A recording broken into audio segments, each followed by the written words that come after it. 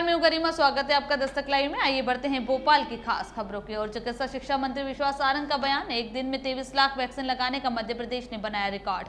देश में एक दिन से 75 लाख लोगों को वैक्सीन लगी, जिसमें 23 लाख मध्य प्रदेश के थे। एक दिन में 30% तक मध्य प्रदेश में अपनी हिस्सेदारी निभाई। हमारा लक्ष्य है कि हम देश का पहला राज्य बने और 100% वैक्सीनेटेड हो।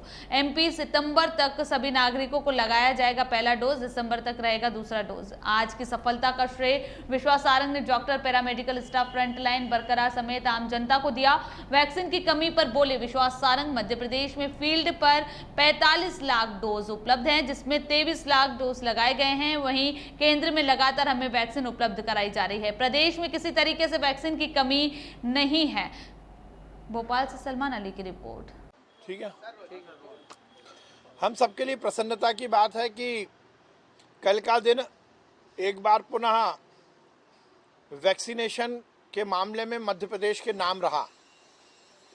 कल 25 अगस्त को जो मध्य प्रदेश के यशस्वी मुख्यमंत्री शिवराज सिंह चौहान जी के नेतृत्व में हमने महा वैक्सीनेशन अभियान किया था, उसमें हमने अपना स्वयं का 21 जून का 17 लाख वैक्सीन लगाने के रिकॉर्ड को तोड़ा है।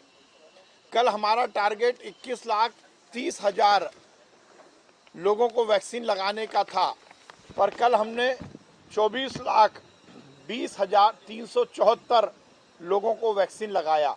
24,20,374 हितग्राहियों को एक दिन में वैक्सीन लगाना, ये अपने आप में एक बड़ी बात है, बड़ा रिकॉर्ड है। मैं इस अवसर पर माननीय इस देश के यशस्वी प्रधानमंत्री नरेंद्र मोदी जी को भी बहुत धन्यवाद देता हूं। केंद्रीय स्वास्थ्य मंत्री जी को भी बहुत धन्यवाद देता हूं कि उन्होंने समय पर हमें वैक्सीन उपलब्ध कराई। जैसा मैंने बताया कि हमारा टारगेट 21,30,000 वैक्सीन लगाने का था और हमने 24,20,374 हितग्राहियों को वैक्सीन लगाया है। ये लगभग हमारे टारगेट का 114% है, जिसको हमने अचीव किया है। यदि हम फर्स्ट डोज और सेकंड डोज का वाइफरकेशन करें तो हमने कल 18,79,387 लोगों को फर्स्ट डोज लगाया और 5,40,987 लोगों को सेकंड डोज लगाया। अब मध्य प्रदेश में यदि हम ओवरऑल बात करें तो 65% लोग को हमने वैक्सीनेट किया है। ये अपने आप में एक बड़ी अचीवमेंट है। यदि मैं जिलों की बात करूं तो लगभग 38 जिलों ने, 51 में से 38 जिलों ने 100% अपना जो हमारा टारगेट था वो अचीव किया है। आज भी हमारा वैक्सीनेशन का दिन है और हमें उम्मीद है कि आज भी हम लगभग 10 लाख लोगों को वैक्सीन लगाएंगे। आज हमारी ये भी कोशिश है कि ज़्यादा से ज़्यादा हम सेकंड डोज लोगों को लगाएं। फर्स्ट डोज भी लगेगा। नीचे हमारे हर सेशन में यही निर्देश दिए गए हैं कि फर्स्ट डोज हो या सेकंड डोज हो, दोनों को लगाया जाए। प्रशासकीय अमले को, हमारे क्राइसिस मैनेजमेंट ग्रुप को और बाकी हमारे सभी प्रशासकीय अमले को ये निर्देश दिए गए हैं कि सेकंड डोज के लिए 1-to-1 मार्किंग करके हितग्राहियों को वैक्सीनेशन स्थल तक। देखिए, हाथ में भगवा लेने से काम नहीं चलेगा। ये वो कांग्रेसी हैं जो भगवा को आतंकवाद से जोड़ने की कोशिश करते हैं। हम तो चाहेंगे हर एक हिंदुस्तानी भगवा ध्वज लेके चले। भगवा हमारा केवल झंडा नहीं है, हमारी संस्कृति, हमारी विरासत का सबसे बड़ा प्रतीक है। भगवा हाथ में लेने से काम नहीं चलेगा। भगवा ध्वज को अपने मन और मस्तिष्क में स्थापित करना पड़ेगा। ये कांग्रेसी नेता जो हिंदू को, हिंदुत्व को और हिंदू विचारधारा को बदनाम करने की कोशिश करते हैं। भगवा आतंकवाद का शब्द ही कांग्रेस के नेताओं ने इजाद किया है। अब भगवा लेने से क्या काम चलेगा? जब उन्हें लगता है कि अब बहुसंख्यक समाज उनके खिलाफ खड़ा हो गया है, उनकी तुष्टीकरण की नीति के खिलाफ अब ये बहुसंख्यक समाज खड़ा हुआ है, तो कांग्रेस के पेट में दर्द हो रहा है। हम तो चाहते हैं भगवा भी लें, जय श्री राम का नारा भी लगाएं, पर ये जरूर बताएं कि राम मंदिर का विरोध क्यों किया। ये जरूर बताएं कि राम सेतु तोड़ने का षड्यंत्र क्यों किया। हमें अच्छा लगेगा कि राहुल गांधी जनेऊ भी पहने और तिलक भी लगाएं, परंतु राहुल गांधी आपको ये भी बताना पड़ेगा कि इस देश में हिंदू विरोधी ताकतों को आप संरक्षण क्यों देते हो। हमें अच्छा लगेगा कांग्रेसी आगे आए और मंदिर जाएं, पर यह भी बताएं कि यदि छोटी हिंदू बेटी के साथ बदतमीजी होती है तो आप अपराधी के साथ क्यों खड़े हो जाते हो। केवल भगवा हाथ में लेने से काम नहीं चलेगा, मन और मस्तिष्क में भगवा स्थापित करो कांग्रेसियों। नेशन की हमारी सफलता में मैं एक बात को इंगित और करना चाहता हूं, उसका आज मैं वीडियो भी शेयर कर रहा हूं। सुदूर गांव में जहां आदिवासी अंचल है, डिंडोरी, मंडला, झाबुआ, अलीराजपुर, वहां पर हमारे प्रशासकीय अमले ने, हमारे वन कर्मियों ने, हमारे वैक्सीनेटर्स ने जन जागरण करते हुए उन सुदूर गांव में जहां पर आदिवासी बहन भाइयों के बीच में वैक्सीन और इंजेक्शन को लेकर जागरूकता की थोड़ी कमी है, भ्रांतियां हैं, उनको जड़मूल से समाप्त करके वहां के लोगों को भी वैक्सीन लगवाया है। ये मैं एक बात और इंगित करना चाहता हूं कि मध्य प्रदेश की भारतीय जनता पार्टी की सरकार का ये सुशासन का बहुत ही उत्कृष्ट उदाहरण है, ये सुशासन का मॉडल है।